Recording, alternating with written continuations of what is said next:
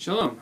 This is the fifth video on Sefer Shemos as we examine the Rishonim's debates on Sefer Shemos. We're going to be looking at Sedrat Vaera on Parak Vav Pasuk Test today. And the Pasuk reads as follows. Vaydaber Moshe kein al Bnei Yisrael v'lashamu al Moshe mikotz haruach u'avodah kasha. Moshe had gone to the Jewish people who were slaves in Egypt and told them that he's going to free them. Well, they didn't listen to Moshe because they were mikotz haruach, the shortness of breath and the hard work that they were laboring in.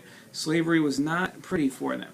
Well, the Rishonim, in particular the Chizkuni and the Ramban, debate exactly what it means that they had kotz haruach and why they weren't listening to Moshe.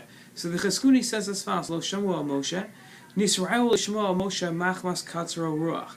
They were almost scared to talk to Moshe because of their shortness of breath, shavodah kasha, of the hard work.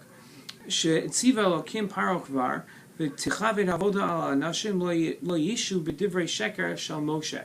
Right? They didn't have, because they were working so hard, they didn't have the time or the freedom to listen to what Moshe had to say.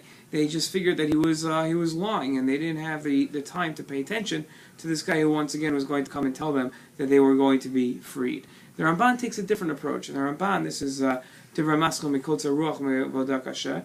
Lo ba'avor shelo yaminu b'Hashem u'b'nevio. It's not that they didn't; it was that they didn't believe in Hashem or his prophets. Rak shelo hatu ozen l'dvarav mikotz haruach. Gadam shetatze nafsho ba'amalo. Right? It's just that they didn't have the strength to listen to what Moshe had to say because they were so weakened by the amount of work that they were doing. They just didn't want to live anymore. They were in such pain. And they